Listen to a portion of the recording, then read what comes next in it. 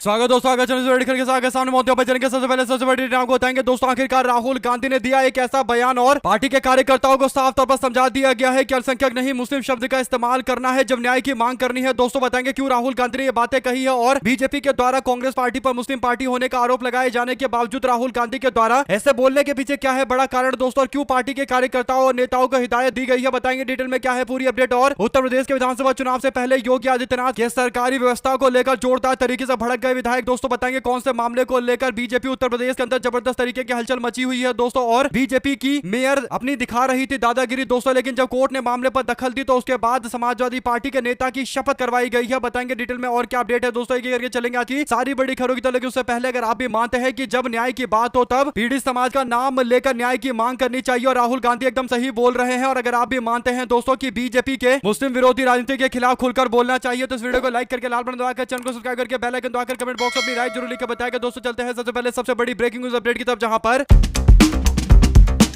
Congress party के सांसद और लोकसभा के नेता प्रतिपक्ष राहुल गांधी ने अल्पसंख्यक विभाग की सलाहकार परिषद की बैठक बुलाई थी दोस्तों। इस बैठक में अल्पसंख्यक समाज के कांग्रेस पार्टी के नेता और राज्यसभा के सांसद इमरान प्रतापगढ़ी मौजूद थे दोस्तों, साथ साथ इमरान मसूद भी मौजूद थे और तमाम अल्पसंख्यक मोर्चा के कांग्रेस पार्टी के लोग मौजूद थे। इस दौरान हिंदी अखबारों ने एजेंसियों का हवाला करते हुए दावा किया है कि राहुल गांधी ने इस बैठक के दौरान कई सारी बड़ी बातें की है दोस्तों। राहुल गांधी ने अल्पसंख्यक विभाग के इस बैठक के दौरान एक बड़ी हिदायत दी है दोस्तों। राहुल गांधी ने देश के अंदर आने वाले भयंकर आर्थिक संकट को लेकर, यानी जो तूफान आने वाला है दोस्तों और जिसकी शुरुआत देश के अंदर हो चुकी है, हर चीज महंगा होने लगा है दोस्तों, आने वाले दिनों के अंदर अगले एक साल तक और ज्यादा आर्थिक स्थिति खराब होने जा रही है। राहुल गांधी भी आर्थिक तूफान बता रहे हैं और नरेंद्र मोदी भी एक साल तक लोगों से कम तेल खाने के लिए, कम तेल यूज करने के लिए और तमाम तरीके की बातें कर रहे हैं दोस्तों। पेट्रोल डीजल के दाम लगातार बढ़ते चले जा रहे हैं और देश के अंदर आर्थिक संकट जैसी स्थिति है, और राहुल गांधी इसी ओर अपने बयान को रखते हुए कहते हैं कि हिंदू मुसलमान की राजनीति अब नहीं चलेगी और अमीर गरीब की राजनीति अब देश के अंदर शुरू होगी, क्योंकि अमीर और ज्यादा अमीर होता जा रहा है और गरीब आदमी का जीना दूभर हो चुका है, लगातार महंगाई बढ़ती जा रही है। यानी राहुल गांधी ने साफ तौर पर देश की राजनीति के बदलते प्रारूप के बारे में बताया है दोस्तों। और बड़ी बात यह है कि राहुल गांधी ने इस दौरान कहा कि अगर किसी मुस्लिम समाज के लोगों के साथ में, मुस्लिम समुदाय के व्यक्ति के साथ में अन्याय होता है तो केवल अल्पसंख्यक शब्द के पीछे छिपने की कोई जरूरत नहीं है, मुस्लिम शब्द लिखिए और अपनी आवाज को जोर शोर से उठाइए, पार्टी आपके साथ में खड़ी है। यानी अभी तक ऐसा हो रहा था दोस्तों कि मुस्लिम समाज के प्रति हो रहे अन्यायपूर्ण व्यवहार को लेकर, यानी कई जगह पर मुस्लिम समाज पर हो रहे अत्याचार पर कांग्रेस पार्टी के कई सारे नेता मुस्लिम शब्द का इस्तेमाल नहीं करते थे, अल्पसंख्यक शब्द का इस्तेमाल करते थे। ऐसा इसलिए क्योंकि बीजेपी के द्वारा एक मानसिक तौर पर कांग्रेस पार्टी पर दबाव बनाया जाता है कि कांग्रेस पार्टी मुस्लिम समाज की पार्टी बन गई है, और बार बार बीजेपी के लोग इस बात को बोलकर कांग्रेस पार्टी पर मानसिक दबाव डालने की कोशिश करते हैं कि कांग्रेस पार्टी मुस्लिम समाज के न्याय की बात ना करे। लेकिन राहुल गांधी ने इसे ऊपर उठकर अल्पसंख्यक शब्द की जगह मुस्लिम शब्द का इस्तेमाल करने को लेकर भी स्पष्ट जानकारी दी है दोस्तों, स्पष्ट राय दी है, और उन्होंने कहा है कि जहां जरूरत पड़े वहां पर मुस्लिम शब्द का इस्तेमाल करिए, और जब अन्याय की बात हो रही है तो मुस्लिम समाज के लिए मुस्लिम शब्द का इस्तेमाल करिए और न्याय की मांग करिए, और अल्पसंख्यक शब्द का इस्तेमाल करके पीछे छिपने की कोई जरूरत नहीं है, डंके की चोट पर मुस्लिम शब्द का इस्तेमाल करिए। और इसके साथ में उन्होंने ये भी कहा है कि अगर दलित समाज पर अत्याचार है, ओबीसी समाज पर अत्याचार है, सामान्य वर्ग पर अत्याचार है, तो किसी भी समुदाय पर हमला होता है तो विशिष्ट समुदाय के स्पष्ट पहचान के साथ में मुद्दा उठाइए, यानी डंके की चोट पर बोलिए कि दलित समाज के व्यक्ति के साथ में अपमान हुआ है, अन्याय हुआ है और न्याय की मांग करिए। यानी दोस्तों अगर आप भी मानते हैं कि राहुल गांधी ने एकदम सही कदम उठाया है, जब देश के अंदर पता चलेगा कि किस समाज के व्यक्ति के साथ में कितना अन्याय हो रहा है, तभी देश के अंदर समाज के स्तर पर भी जागरूकता होगी दोस्तों, समाज में बदलाव होगा। आप लोग की क्या राय है इस पूरे मामले पर लिखकर जरूर बताएगा, क्योंकि बीजेपी दावा करती है कि कांग्रेस पार्टी मुस्लिम पार्टी बन चुकी है, मुस्लिम समाज की पार्टी बन चुकी है, लेकिन हकीकत यह है कि कांग्रेस पार्टी के पूरे देश के अंदर जितने विधायक है दोस्तों, उसमें 80% से ज्यादा विधायक कांग्रेस पार्टी के हिंदू समुदाय से आते हैं। आप लोग अपनी राय जरूर लिखकर बताएगा दोस्तों, ज्यादा से ज्यादा वीडियो को शेयर कीजिएगा। चलते हैं एक और बड़ी अपडेट की तरफ, जहां पर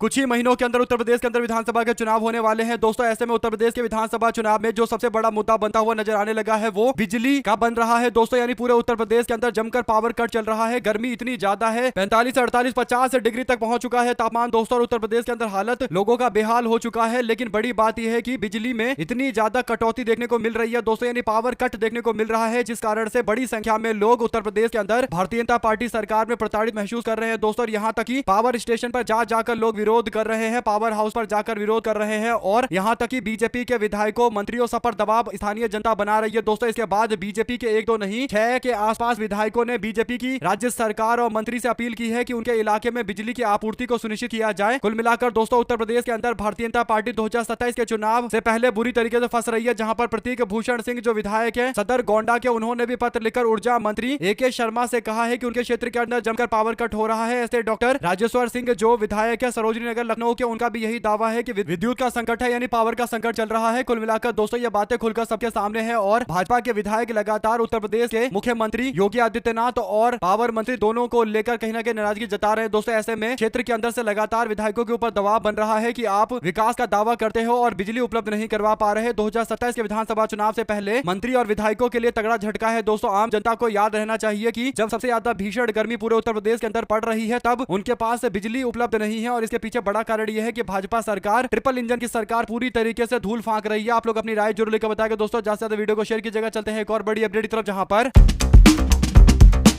भारतीय जनता पार्टी की लखनऊ की मेयर सुषमा खरकवाल को आखिरकार समझ में आ गया कि देश के कोर्ट से कभी पंगा नहीं लिया जाता, यानी देश के सर्वोच्च कोर्ट को चुनौती देने से पहले 10 बार सोचना चाहिए। दरअसल दोस्तों समाजवादी पार्टी के पार्षद ललित किशोर तिवारी चुनाव जीत कर आए थे, लेकिन उनको शपथ नहीं दिलवा रही थी लखनऊ की मेयर सुषमा खरकवाल। इसके बाद मामला पहुंचता है कोर्ट में दोस्तों, इसके बाद कोर्ट ने आदेश देते हुए हाईकोर्ट ने मेयर के सारे प्रशासनिक और वित्तीय अधिकार को सीज कर दिया दोस्तों, यानी सारी पावर को सीज कर दिया, जिसके बाद मेयर के पास ना तो प्रशासनिक, ना तो एडमिनिस्ट्रेटिव, ना ही फाइनेंशियल पावर थी दोस्तों। इसके बाद मेयर को समझ में आ गया कि कोर्ट ने एक तरीके से मेयर को बता दिया है कि मेयर अपनी राजनीति अपने दफ्तरों में यानी पार्टी कार्यालय में करे। यहाँ पर मेयर के पोस्ट जो एक सरकारी पोस्ट है वहां पर राजनीति नहीं चलेगी और भारतीय जनता पार्टी के नेता नहीं है, वो महापौर के तौर पर काम कर रही है, तो निष्पक्ष होकर काम करे। और इसके बाद मेयर पर जब दबाव बनाया गया दोस्तों, तब जाकर मेयर सुषमा खरकवाल के द्वारा समाजवादी पार्टी के पार्षद ललित किशोर तिवारी को शपथ दिलवानी पड़ी और न्याय तंत्र की एक तरीके से जीत हुई है दोस्तों। इस पर आप लोगों की जो भी राय है लिखकर जरूर बताएगा। साथ साथ चलते हैं एक और बड़ी अपडेट की तरफ, जिसमें ममता बनर्जी की पार्टी को अब सजो कर रखना पार्टी के लिए मुश्किल होता जा रहा है, क्योंकि सबको पता है कि तृणमूल कांग्रेस को अब तोड़ने के लिए बीजेपी सारे प्रयास करेगी दोस्तों। और क्योंकि शुभेंदु अधिकारी एक टाइम में टीएमसी के नेता रहे हैं, तो वो टीएमसी के कई सारे नेताओं को जानते हैं और भारतीय जनता पार्टी असम वाला मॉडल यहां इस्तेमाल करेगी बंगाल में, और बिल्कुल वैसा ही कुछ होता हुआ नजर आने लगा है। जो अपडेट है दोस्तों वो ये कि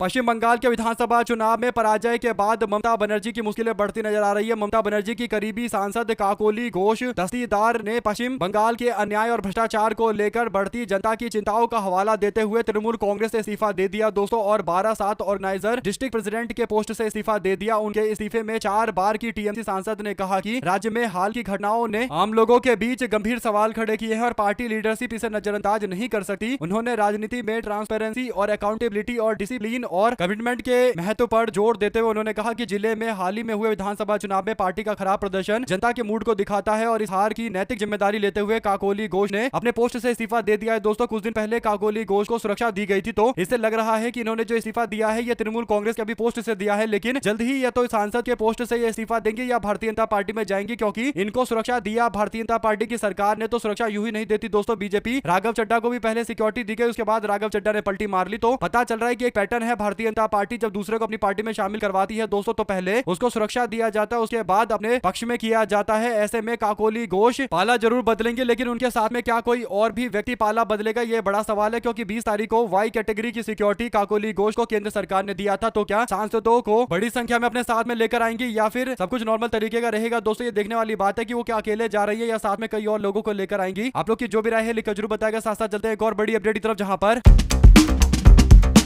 2029 के लोकसभा चुनाव के अंदर लगभग 33% के आसपास रिजर्वेशन महिलाओं को दिया जाएगा दोस्तों, यानी महिला आरक्षित सीटें होंगी देश के अंदर 33% के आसपास, और इसीलिए हर पार्टी ज्यादा से ज्यादा महिला नेताओं को ढूंढ रही है दोस्तों। ऐसे में भारतीय जनता पार्टी हर राज्य के अंदर महिला नेताओं को अपनी पार्टी में शामिल करवाने के लिए काफी ज्यादा उत्साहित दिखाई दे रही है। ऐसा ही एक मामला बिहार से सामने आता है दोस्तों, जहां पर बिहार की राजनीति में इस वक्त की बड़ी अपडेट यह है कि आरजेडी की तेज तर्रार और फायर ब्रांड महिला नेता ऋतु जायसवाल जल्द ही भारतीय जनता पार्टी में शामिल हो सकती है दोस्तों। ऋतु जायसवाल ने खुद सोशल मीडिया अकाउंट के जरिए घोषणा की है कि वो 26 मई को राजधानी पटना के अंदर बीजेपी की सदस्यता ग्रहण करेंगी दोस्तों। इस खबर के सामने आते ही सीतामढ़ी और शिवहर के राजनीतिक गलियारों में सियासी तापमान चढ़ चुका है दोस्तों, अचानक बढ़ चुका है। कलवार वैश्य समाज से आने वाली ऋतु जायसवाल इस फैसले के साथ ही विपक्षी खेमे के साथ साथ सत्ताधारी गठबंधन के नए समीकरण बदलने के कयास को आगे बढ़ा रही है दोस्तों। शिवहर और ढाका में उलटफेर के ये संकेत इसलिए है क्योंकि पिछली बार जब कड़ा मुकाबला हुआ था तो लवली आनंद से महज 29,000 वोटों से चुनाव हारी वाली थी, जहां पर लवली आनंद को 4,76,612 वोट मिले थे, जबकि रितु जायसवाल को 4,47,469 वोट मिले थे। राजनीतिक विश्लेषकों का मानना है कि शिवहर लोकसभा के अंतर्गत आने वाले ढाका विधानसभा के अंदर हालिया राजनीतिक बदलावों को देखते हुए बीजेपी की नेत्री रितु जायसवाल को एक बड़े चेहरे के रूप में स्थापित करने के लिए भाजपा पार्टी में शामिल करवा रही है। ढाका क्षेत्र में रितु जायसवाल को बड़े चेहरे के तौर पर स्थापित करके बीजेपी राज्य के अंदर एक बड़ी महिला नेत्री को आगे करना चाहती है। दोस्तों, कुल मिलाकर भारतीय जनता पार्टी 2029 के चुनाव के मद्देनजर महिला नेताओं को पार्टी में शामिल करवा के ज्यादा से ज्यादा सीटों पर महिला उम्मीदवारों को टिकट यानी 33% तो देना ही पड़ेगा, तो 33% सीटों पर उम्मीदवार ढूंढना एक बड़ी चुनौती होगी और इसीलिए ये प्रयास किए जा रहे हैं। दोस्तों, ऐसे में सारी पार्टियों को महिला नेतृत्व की तरफ देखना चाहिए, क्योंकि 2029 के अंदर तो चुनाव पूरी तरीके से महिला आरक्षण के इर्द गिर्द होगा, इसमें कोई दो राय नहीं है। आप लोग की क्या राय है लिखकर जरूर बताएगा। साथ साथ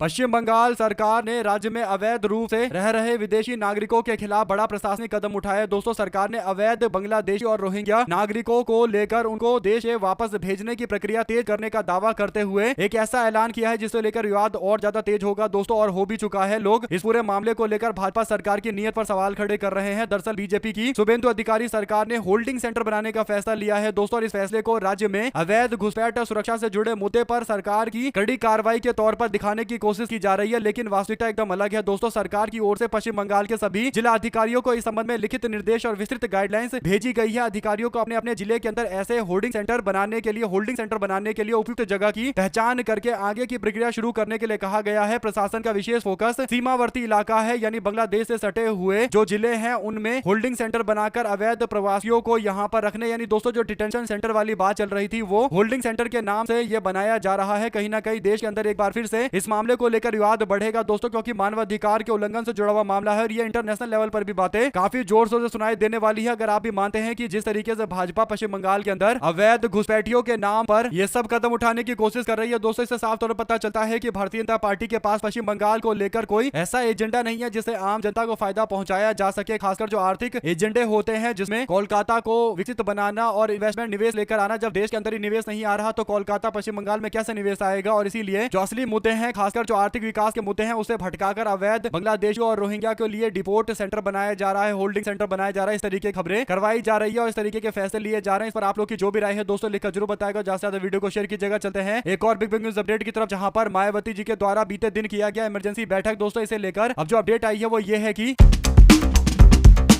उत्तर प्रदेश की राजनीति में शह और मात का खेल अभी से शुरू हो चुका है। दोस्तों, यूपी चुनाव 2027 में अब 10 महीने से भी कम के समय बचे हैं। ऐसे में बहुजन समाज पार्टी की राष्ट्रीय अध्यक्ष और पूर्व मुख्यमंत्री मायावती ने अपने सियासी बिसात बिछाना शुरू कर दिया है। लखनऊ स्थित बसपा राज्य मुख्यालय में मायावती ने उत्तर प्रदेश की सभी 75 जिलों के जिला अध्यक्षों और मंडल प्रभारियों और पार्टी के शीर्ष पदाधिकारियों के साथ एक हाई लेवल समीक्षा बैठक की। दोस्तों, इस बैठक के बाद से राज्य के अंदर राजनीतिक गलियारों में इस बात को लेकर कयासबाजी तेज हो गई है। बसपा एक बार फिर किंग मेकर की भूमिका में लौटने की तैयारी कर रही है। 2017 और 2022 के चुनाव में लगातार कमजोर प्रदर्शन के बाद बसपा इस बार अकेले चुनाव लड़ने के लिए अपने पुराने सोशल इंजीनियरिंग का इस्तेमाल कर रही है। दोस्तों, जिसमें दलित, ओबीसी, ब्राह्मण, मुस्लिम गठजोड़ के सहारे खोई हुई जमीन वापस लेने के लिए आक्रामक नजर आ रही है। बीएसपी की इस मीटिंग में एसपी और कांग्रेस पार्टी और बीजेपी को लेकर साफ तौर पर कहा गया है कि गठबंधन नहीं होगा। कुल मिलाकर दोस्तों कांग्रेस पार्टी प्रयास कर रही थी, उसके बाद ये बैठक हुआ तो लोगों को उम्मीद लग रहा था कुछ बड़ी जानकारी आएगी, लेकिन कांग्रेस पार्टी या समाजवादी पार्टी के प्रयासों को बिल्कुल भी मदद नहीं कर रही है बहुजन समाज पार्टी, और उन्होंने गठबंधन नहीं बनाने की बात कही है। एक बार फिर से इस बात को दोहराया है, यानी राज्य के अंदर अगर बसपा चुनावी मैदान में तगड़े तरीके से उतरती है तो इसका मतलब यह है कि चुनाव भीषण होगा। दोस्तों, त्रिकोणीय होगा और त्रिकोणीय चुनाव में सबसे ज्यादा फायदा अगर किसी को होगा तो बीजेपी वालों को होगा दोस्तों, क्योंकि भाजपा वाले सोचेंगे कि विपक्ष का वोट आपस में विभाजित हो जाएगा तो फायदा लूट लेंगे। आप लोग इस पूरे मामले पर अपनी राय जरूर लिखकर बताएगा। चलते हैं एक और बड़ी अपडेट की तरफ दोस्तों, जहां पर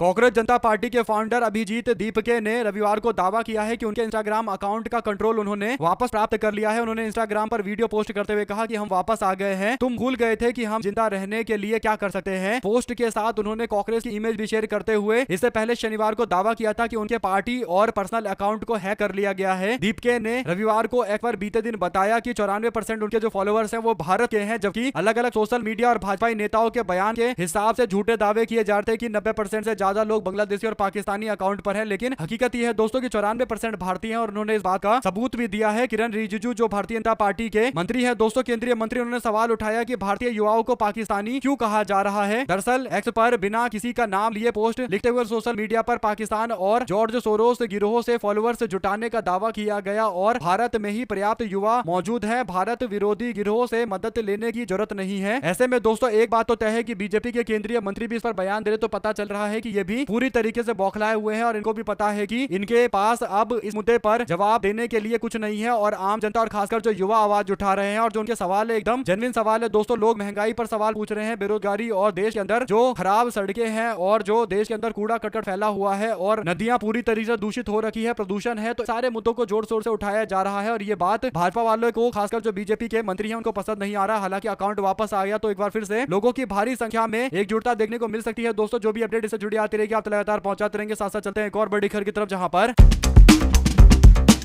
भारतीय जनता पार्टी ने एमएलसी चुनाव को लेकर उत्तर प्रदेश में अपने 5 उम्मीदवारों का ऐलान कर दिया है दोस्तों। लखनऊ ग्रेजुएट पोस्ट के लिए पार्टी ने अविनाश कुमार सिंह को आगे बढ़ाया है, जबकि आगरा ग्रेजुएट के लिए मानवेंद्र प्रताप सिंह को जिम्मेदारी दी गई है और बरेली मुरादाबाद टीचर्स के लिए हरी सिंह ढिल्लो को उम्मीदवार बनाया गया है। लखनऊ टीचर्स के लिए उमेश द्विवेदी और मेरठ टीचर्स के लिए श्रीचंद शर्मा को भारतीय जनता पार्टी ने उम्मीदवार के तौर पर नियुक्त किया है दोस्तों। ऐसे में आप लोग इस पूरे मामले पर क्या टिप्पणी करना चाहते हैं लिखकर जरूर बताएगा। साथ साथ चलते हैं एक और बड़ी खबर की तरफ, जहां पर बंगाल के फाल्ता के अंदर पहली बार बीजेपी जीती, सीपीएम कैंडिडेट को 1,09,000 वोटों से हराया गया। और बड़ी बात यह थी कि ये चुनाव था ही नहीं दोस्तों, क्योंकि जो मुख्य उम्मीदवार, जो सबसे मजबूत उम्मीदवार था, वो तो चुनाव में पहले ही पैर पीछे खींच गया, क्योंकि भारतीय जनता पार्टी के मुख्यमंत्री से लेकर सब लोग धमकियां दे रहे थे। जहांगीर खान ने पहले ही कहा कि वो चुनाव नहीं लड़ेंगे और इसके बाद उन्होंने अपना नाम वापस लिया और कहा कि मैं चुनाव में प्रचार नहीं करूंगा, मैं चुनाव नहीं लड़ रहा। तो उसके बाद 7,783 वोट ही उनको मिले, यानी चुनाव से उन्होंने पैर पीछे खींच लिया था। बीजेपी के दिग्पांशु पांडा को 1,49,000 वोट मिला दोस्तों और दूसरे नंबर पर सीपीआईएम के नेता रहे। तो ऐसे में सीपीआईएम के पास वोट गया जरूर है, लेकिन जहांगीर खान अगर यहां पर मजबूती से चुनाव लड़ रहे होते और बूथ पर पूरी तरीके से एक्टिव होते तो उनका आंकड़ा कम से कम 90,000 1 लाख वोट तो पहुंच जाता। पिछली बार भी उनको 1 लाख वोट मिला था और मुकाबला दिलचस्प होता दोस्तों। लेकिन क्योंकि उन्होंने पूरे सरकार और तंत्र के डर से अपना नाम वापस ले लिया और कहा कि चुनाव नहीं लड़ेंगे, तो फिर ये स्थिति देखने को मिली है। आप लोग इस पूरे मामले अपनी राय जरूर लिखकर बताएगा दोस्तों। साथ साथ चलते हैं एक और बड़ी खबर की तरफ, जहां पर